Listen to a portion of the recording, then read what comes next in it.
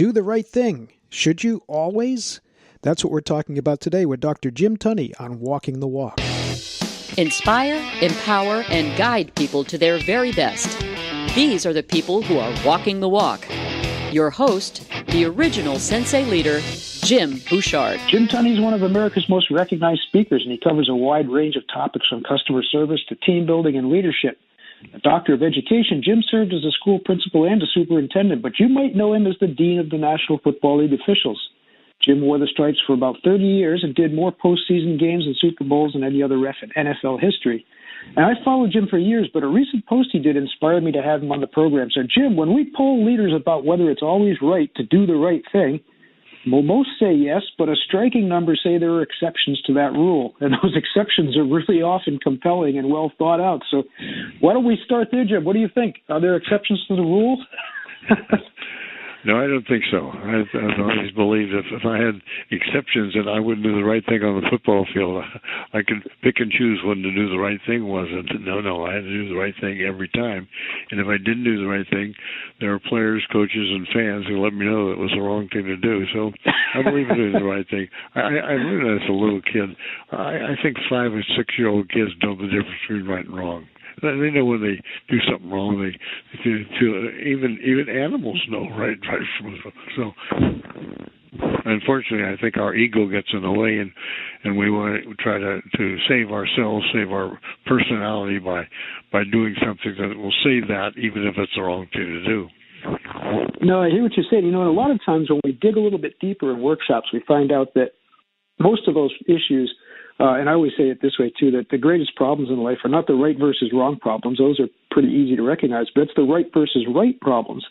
So sometimes when people say, well, there are exceptions to the rule to doing the right thing, what they're often talking about is a conflict in policy where maybe the right thing in one department isn't the right thing in the next department and so on and so forth. You must see that in customer service, right? Because when we work with salespeople and customer service people, we often hear that. They're trying to do the right thing for the customer, but sometimes that conflicts with the overarching company policy, huh? Unfortunately, that may be true. I think there's a difference in terms of right and wrong. I mean, if you take as a terrible example because it's terrible leadership for our country, but the difference between right and wrong in Republicans and Democrats, they're both right in their beliefs and what they want to do. They might disagree on style and things, but the principal thing is to do the right thing for the country. And I think the late George H.W. Bush said it pretty well, just being human and being humble in what you do, stressing your right thing, but understanding the other person has a point of view. They think it's the right thing to do, too. It's not a matter of just black and white and right and wrong in terms of policy. I believe in one policy, you might believe in another, and I have to respect the policies you believe in. I don't think it's wrong. I think it's different than mine, but there's a difference between different and right and wrong. It is unfortunate that we get hung up so much on that, isn't it? Because that kind of obscures, doesn't it, the values that I think you and I are talking about more, where at a certain point we're going to find common ground, right, where there is that absolute, and it's like I said, it seems too often that we're just not getting there. We don't want to understand the other person's point of view, thinking that the other person is wrong, and that's the wrong word to use is the word wrong. It's not. That's a difference of opinion. Right. A difference of opinion doesn't mean right or wrong. It just means that I believe in one thing and you believe in another. It happens in all walks of life, and as you say with a customer, we always said rule number 1: the customer is always right. Rule number two, if you don't believe that, read rule number 1. So you want the customer to have the right thing for the best thing for them. Maybe the word best is more used than the word right, but what is best for the customer is what every salesperson wants to do. You know, that I'd never thought of that. That sounds kind of interesting because as soon as you said that, I was ready to come up with a challenge where I taught martial arts for about 30 years, and I do remember some conflicts with the customers who were often the parents of children that I was teaching. And those conflicts came usually when I saw that the parents were either doing something that was harmful for the children or something that, just morally and ethically that I couldn't abide. And so, even though that person was the customer, gosh, I couldn't say they were right. I felt my responsibility was to do what was right for the safety and the benefit of that child, rather than what that particular customer might have thought best for him or her. Huh? Yeah, I was involved in the school business for a long time, Jim. As a high school vice principal as well as principal, the vice principal job I had for 5 years was I was in charge of the vice in the school, so I knew right from wrong. But I learned from my father a long time ago when you're disciplining a youngster, think of three things. Number one, what's best for the child at the time. Number two, what's best for the group because you have other people involved. And number three, what would you do if this were your child? And if you would do it that way, then, and keeping those three principles in mind, you generally end up with the right answer. Sometimes you have the right answer, the best answer, and the person just won't accept it because they want something else. Even if it's against values, they'll fight for whatever they think they want, and that's where ego gets in the way. And if you notice in the column that I wrote about doing the right thing, ego by definition is ego, edging God out, and if you edge God out, you kind of lose your sense of principles in terms of the values you're trying to establish.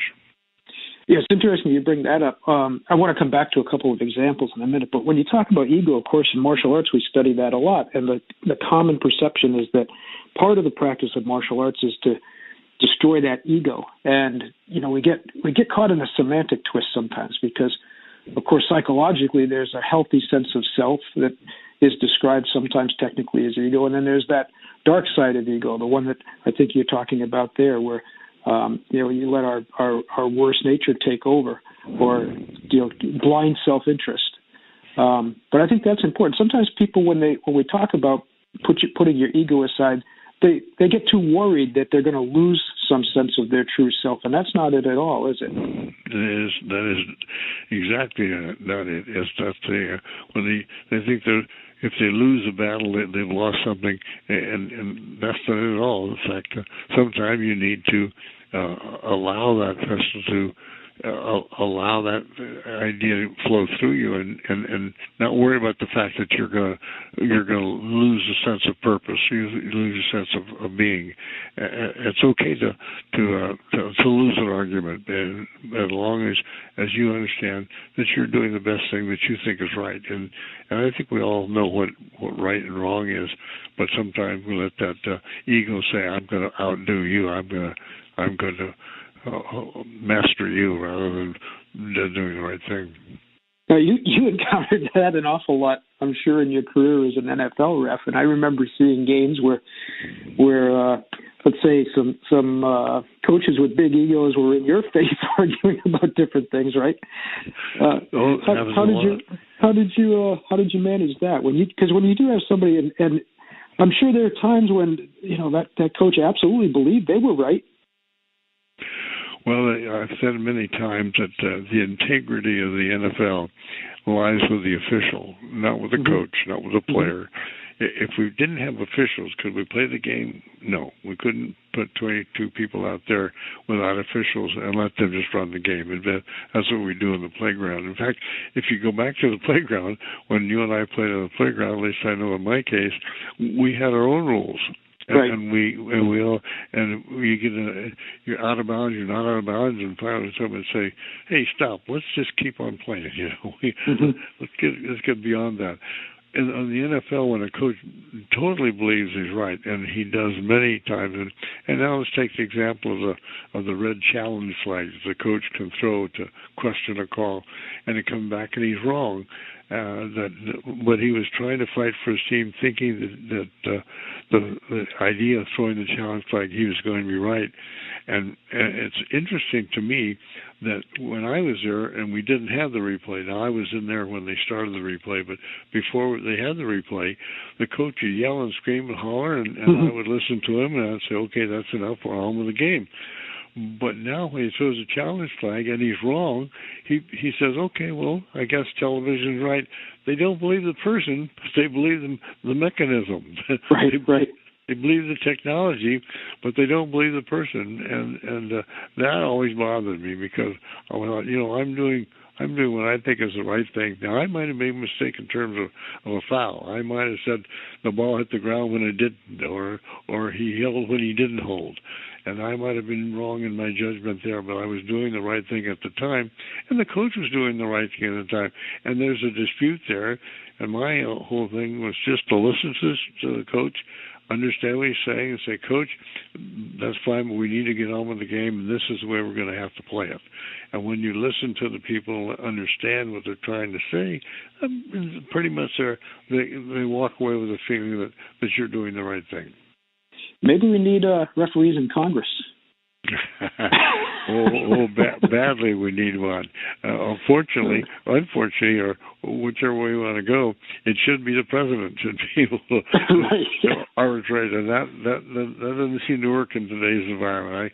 I get disappointed that I've always had great respect for people in Congress, senators or House representatives or presidents, and I'm losing a little bit of that because I see that their ego seems to get in the way, and maybe we need to get rid of this thing called tweet. I don't tweet very often, Jim, but I see people tweeting all the time just to defend themselves. Right. That's not for me. No, and I can tell you from experience, I ran for Congress a couple of years ago, and let me tell you, the social media war is just incredible. It's incredible. I had to walk away from it several days just not to get caught up. But let's talk. So getting back, because our focus obviously isn't too much in political leadership, but in business leadership. But this is the same thing that's happening, I think. There are people that aspire, and of course we make a clear distinction between leadership and a position of authority, right? But in an elected office, the two are supposed to go together. In the boardroom of a company, the two are supposed to go together. And too often these days we find people struggling with that idea of doing the right thing. Now, two cases we followed recently. One was the Wells Fargo case where people were opening checking accounts without the customer's consent. And the other huge one that really, it's amazing me that it's escaped so much public attention was and it's still ongoing, the case with Volkswagen and the fraud over their emissions reports to sell more cars. And in both of these cases, we can trace it back and we can find people in specific offices who made a conscious decision not to do the right thing, at least by, what standards we would hold them to. Their defense was they thought they were doing the right thing for their company. There's where the conflict happens. If the company has that kind of a feeling, sometimes it depends on the money controls it. It's the money that makes the issue, and if we don't do this, we're going to lose the money, or we're going to lose the customers, or whatever. But some people need to step in and say, no, that's not the right thing to do. I can't do that. And that jeopardizes their job. Well, if you can't do that, then we'll get somebody who will. And that kind of a principled person sometimes gives way to the issue of money or the issue of the company being successful. And it's a difficult thing to do. But if you say no, it's not the right thing to do. I'm sorry, I can't do that. That's the kind of person I want on my team. Which leads us to the consequences, right? If you choose to go along, and people do, and I have to say this, having talked to some of these folks, rationally, I understand that choice. I don't support it, but I do understand that choice. Where like you said, people's jobs are on the lines. They may have kids in school. There's a lot of things at risk, but we do have to encourage these folks to do the right thing. It does require courage, right? And that's why it is a remarkable thing to do when you stand up against that kind of weight and pressure. But here, you can throw the flag on me. There's a couple of examples that I thought of when I read your article and things that happened to me in the past, and would love to hear your perspective. And one of them was this, and this goes back to the martial arts days again. And there was a young man who we knew was getting beaten by his father.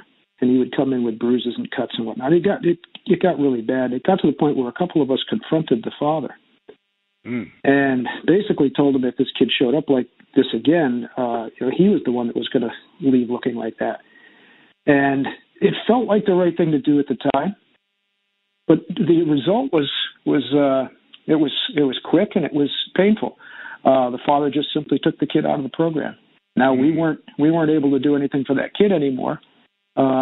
We thought we had made the right stand, but seems to me in hindsight, with the blessings of many years of hindsight now, there probably were some other ways to handle that, right? I found that too, that as I sit in my living room watching NFL games, I haven't made a mistake in years. I can get the call right every time. Right.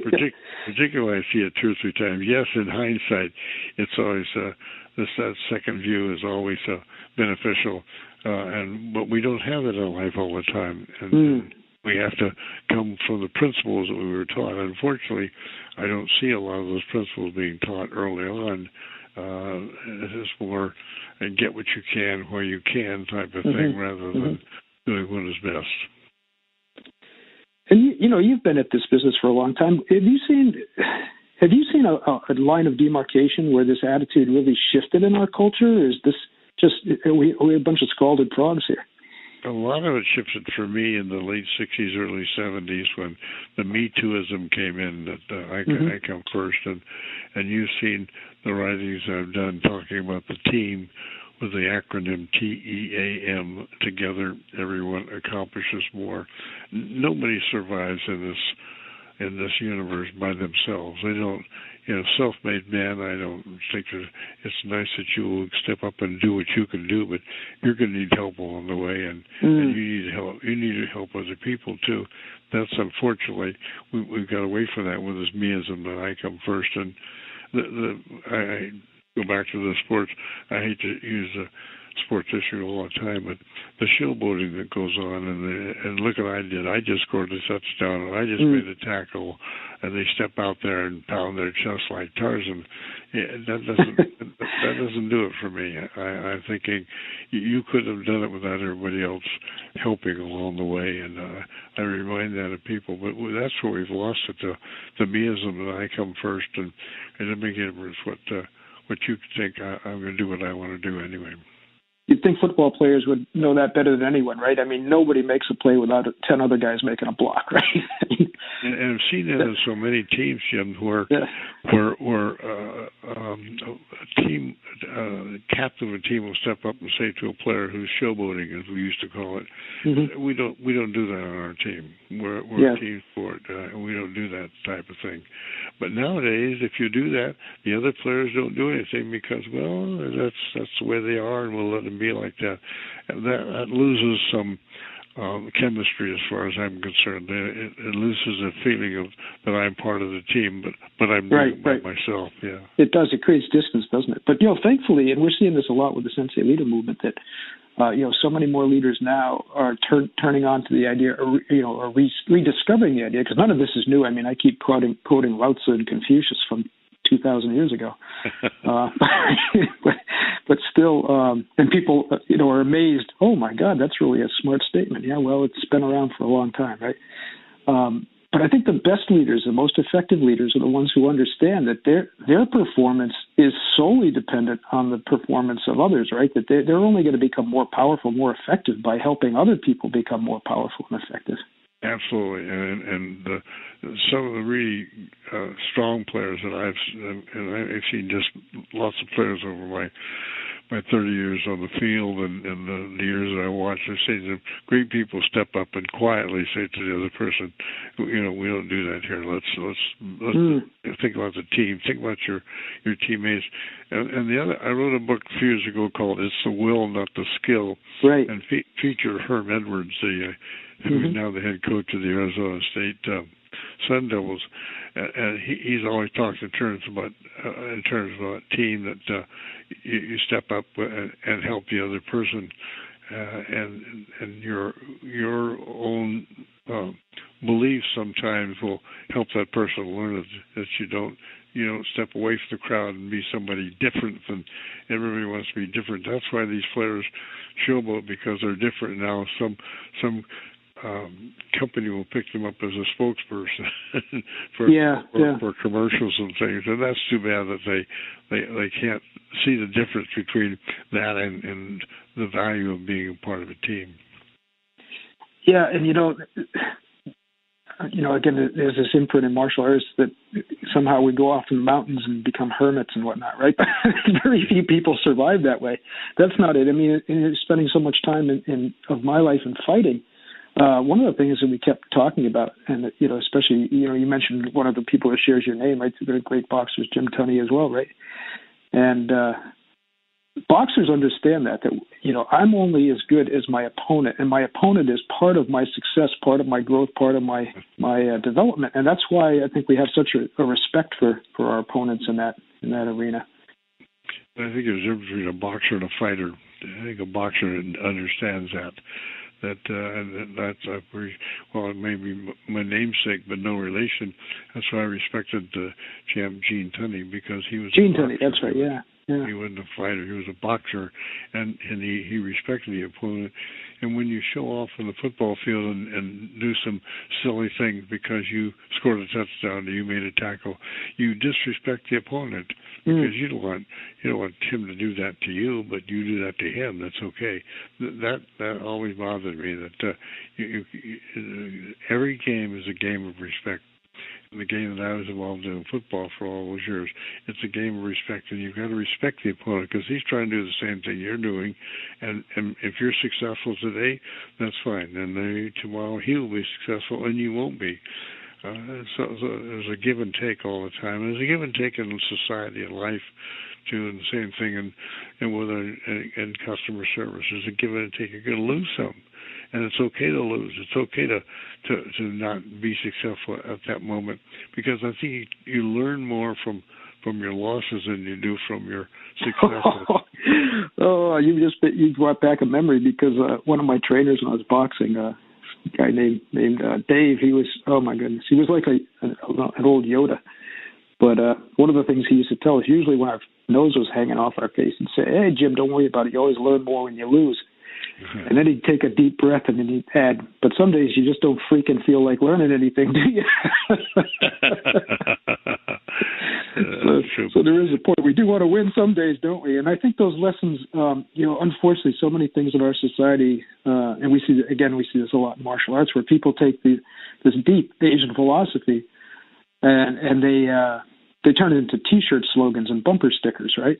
Yes. And never stop to think about what these words mean. And he was very wise when he said that. But the lessons that we learn from defeat, we have to go in there and we have to work to find those lessons, don't we? We have to study those lessons. I remember some of my military friends that are in leadership, they talk about the after-action review. Yes. Football teams that review the films afterwards, right?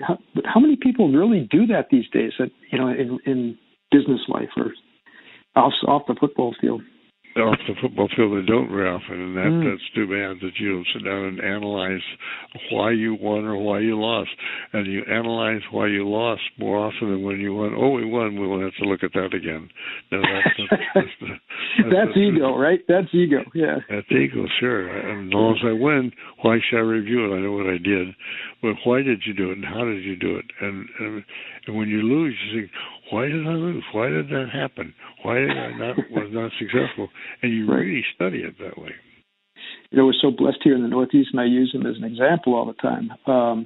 You'll remember, in your time in the NFL, the Patriots weren't quite as strong as they are now.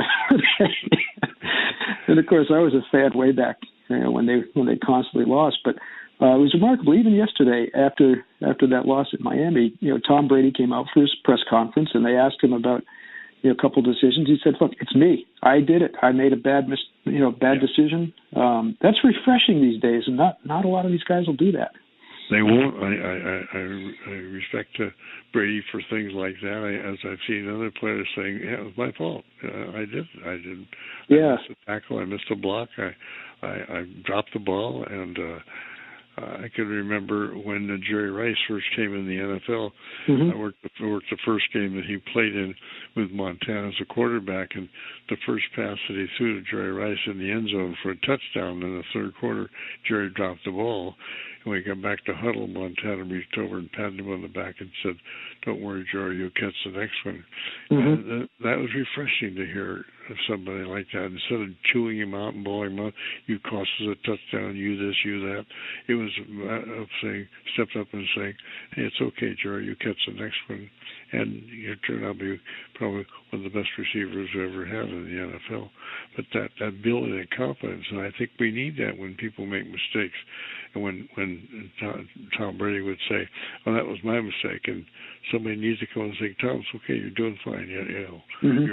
You're all this, you're all that." Just I've never believed in that GOAT expression, greatest of all time. I don't think there is. Right. Well, he doesn't seem to believe in it either, which is refreshing too. Yeah. And times and conditions change so much in the world, and in any game. The game is so much different today. If we talk about the game of football, the game of the NFL today in 2018 is so much different than when I started in 1960. Right. And I think we need to understand that. But the building of other people, I think, is a very important part of the team. That you build success by when people fail. You help those people more than you pat people on the back for the successes they have. That's good too. But when somebody fails, they need somebody help to pick them up. And that's what it's all about with a family, I would think too. No, and again, we're right back to the theme of doing the right thing. It's seldom the right thing to do to point the finger, right? Not that people don't need correction and constructive criticism, but when something's going bad and people are just pointing fingers everywhere, that can take you way off course. I always use the expression that when you verbally point a finger, if you look at the hand that you're doing, you got three of them pointing right back at you. Right. And it all starts with me, good, bad, right, or wrong. And that's where the doing the right thing comes in. If I'm doing the right thing, and even though I would lose, I know that I did the right thing, and I did the best that I could at that time. And that's all life is really about, doing the best you can every day. Jim, you really struck me, throughout the time that I've known about you, as a person who, really leads by example and walks the walk. Where did it come from for you? My dad. My dad was a great mentor, a great hero of mine. He died very early at 59 years of age of arterial sclerosis, we call it, hardening the arteries. And right. In those days, we didn't know that much about it. It was 1965 when he died. But his example, we never sat down and said, "Okay, Jim, now do it this way, this way, this way." His name was Jim, and I'm Jim Jr. He just did what he thought was right and the best thing. And I watched that, and I learned an awful lot of things from him as that example. And so many people do that. To walk your talk is, to me, that's the way you do it. People see it, and I think a lot of people with children don't realize that what they're doing as parents. Kids listen, children listen, children Oh my watch. God, right? A few words can be empowering or crippling. Absolutely. Exactly. And you might not know that they're watching, and they might not let you know they're watching, but it is recorded that way, no question. I get concerned with it was on television a lot last night about the technology, the video games that the kids are watching on, the time they're spending on their cell phones and all that. And they watch their parents, and their parents are spending time on video or watching using cell phones too. They learn a lot from things like that. Isn't it sad that this technology, if used properly, it really can bring us together, but it's pushing so many people apart, isn't it? It's like horses with the blinders on. Oh, that's crazy. Yep, and that's where that social media that you mentioned before has such a detrimental effect on the values of people. Jim, we've got to have you back again. It's been way too long since we talked, and you have so much to share, and good things that we have good work to do together, I think. And so, if you're willing, we'd love to have you back again. It would be my pleasure. I appreciate this opportunity now, and any time that we can talk, I'm always ready to be part of what you're doing, Jim. Thank you. No, I really appreciate all your good work, and for your service in the public schools, we thank you for your service. My pleasure. My pleasure. That was a long one. Question before we let scoot. Well, first of all, we got to tell people how to get in touch with you. Let's tell them what your website is and all that. It's JimTunney.com, and my email is jim@jimtunney.com. I write that weekly column, as you saw, called On the Tunney Side of Sports, and just comment on that. People ask, well, where do you get your ideas? And I say, if you watch sports and as I do, there's always something to laugh at. I remember when Johnny Carson was asked one time, where do you get your material for a 15-minute monologue every 5 nights a week? You got a 50. Where do you get your material? He said, as long as Ronald Reagan is president, I will always have material. So I picked up on that and said, as long as there's sports, I'll always have materials. So I write that weekly column on the Tunney side of sports. I put on Constant Contact, and people just can contact me, Jim at Jim Tunney. And I highly recommend people subscribe to that. So it's a really insightful column. It's a lot of fun to read. So one more question before we leave. I heard this yesterday, and I've been dying to ask you this. So one of the announcers yesterday posited that in today's game, with the penalties like 15 yards and automatic first down for looking at a receiver or something like that. So looking at a receiver. This gentleman said in today's game, Dan Marino would probably be thrown for 10,000 yards a season. What do you think? Well, the quarterbacks have a good time now, and the rules committee changed that. So they opened it up so that we get the Rams and the Kansas City Chiefs at a 54 game. You know, fans love that. They don't want the 12-6 game, but fans love the scoring all the time and that highlights. And I'm kind of halfway on that. I like to see a good defensive battle as well as I like to see just scoring all over the place. But there's some rules I like to change, but they'll eventually get to some of those. They're changing rules all the time, and I mentioned they're making the game better. They're making it maybe easier to score, but I'm not sure it's a better game than we had in the 60s and the 70s. I'm a defense guy. I played safety. I like defense. Okay, sure. Then you like the steel curtain and the there you go. Fearsome foursome and the people leaders. Exactly. Sure. There you go. Well, again, thanks, Jim, and we'll talk again soon. Really appreciate it. I hope so, Jim. Call anytime. Thanks. Have a good day. Keynotes, workshops, retreats, webinars, and ongoing training. Each program customized to your unique needs, interests, goals, and budget. Inspire, empower, and guide people to their very best. Learn more about Jim Bouchard and the Sensei Leader at thesenseileader.com.